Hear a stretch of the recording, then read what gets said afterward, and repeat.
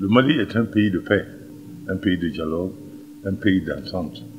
Mais il me semble que ces derniers temps, le tissu, la fabrique du tissu social chez nous a été déchiré. Ça a été déchiré et entretenu par la corruption, par les divisions qui viennent des prises de position politiques. On est un pays de 18 millions d'habitants avec plus de 160 partis politiques. Chacun essaie de tirer de son côté.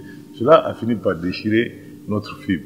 Et en ce faisant, cela a aussi érodé un peu la confiance que les gens ont dans leur État.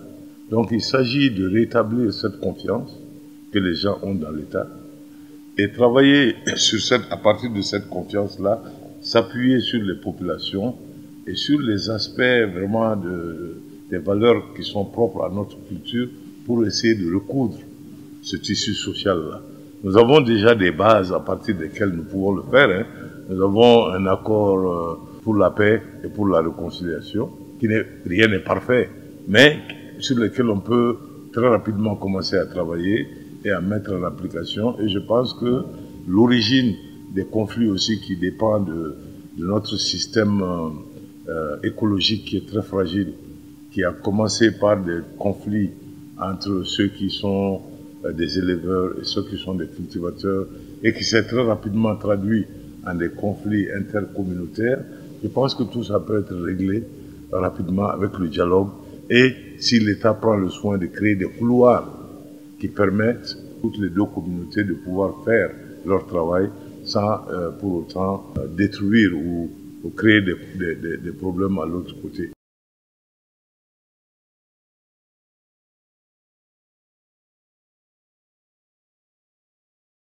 Le gouvernement du Mali s'engageait sur le chemin plutôt d'un développement équilibré entre le nord et le sud, avec la mise en place de routes et des hôpitaux et des écoles dans le nord. Je pense que ça permettrait de résoudre le plus gros du problème.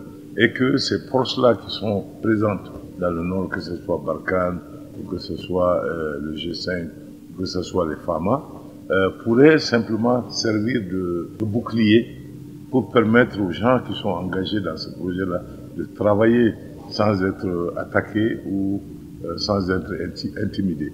Et je pense que si nous arrivons à trouver ce genre d'équilibre, les gens vont commencer même à regarder ces différentes forces d'un autre œil, parce que ce ne sont pas des forces qui sont là pour autre chose que de permettre simplement la réalisation de projets qui vont permettre aux gens du Nord d'avoir une meilleure qualité de vie.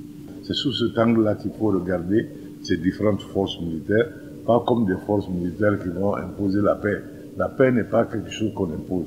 La paix, c'est quelque chose qui se négocie, qui se discute. Et nous avons déjà un canvas pour ça. Ça, c'est notre accord pour la paix et pour la réconciliation qu'il faut mettre en application.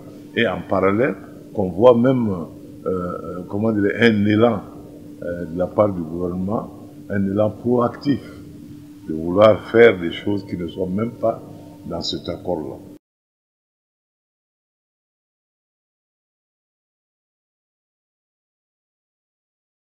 Le plus gros de ce projet de société ont été testés par moi-même sur le terrain.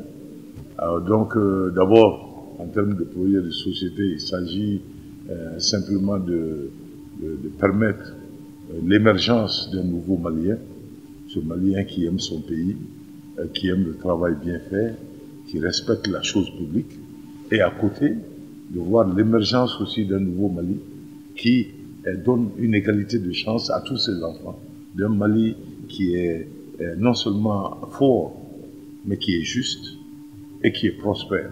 Alors donc, une fois que ce genre de société, nous tombons d'accord que c'est ce que nous voulons faire, nous avons l'idée de mettre en chantier, n'est-ce pas, des projets de développement qui sont axés sur nos avantages comparatifs. Vous prenez le Mali, un de nos avantages comparatifs, c'est que nous avons des terres arables en abondance, nous avons de l'eau. Donc, l'agriculture, le développement de l'agriculture, de la pêche et de l'élevage, pour pouvoir commercer avec nos voisins et créer de la richesse pour nos peuples. Ça, c'est un. Deuxièmement, nous avons énormément d'étendues de surface. Nous ne sommes que 18 millions, mais nous avons 2,5 fois la superficie de la France, par exemple.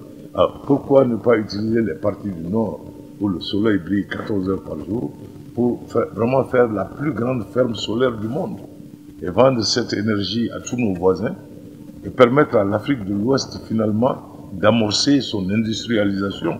Parce que l'industrialisation ne peut pas être possible sans qu'on ait accès à une énergie à très bas coût. Donc nous pouvons être les catalyseurs qui allons permettre à l'Afrique de l'Ouest d'amorcer ça. Nous avons énormément de jeunes, nous avons un sous-sol qui est énormément riche, des jeunes. Ces jeunes-là, c'est de la ressource exceptionnelle.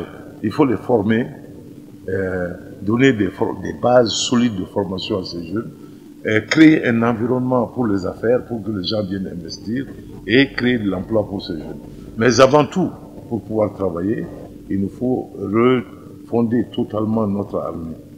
Il nous faut une armée vraiment bien équipée, une armée républicaine, une armée bien outillée, une armée qui représente la diversité de nos communautés et une armée qui est là, dont le seul souci, c'est, n'est-ce pas, de sécuriser les personnes et les biens à l'intérieur de notre territoire. Il nous faut construire cette armée et une fois que nous faisons ça, notre projet, évidemment, va avoir un segment qui concerne la santé publique. On ne peut pas demander aux gens de travailler, de produire de la richesse s'ils ne sont pas en bonne santé. On ne peut pas non plus apprendre aux gens de faire des choses si on ne les éduque pas comme il faut.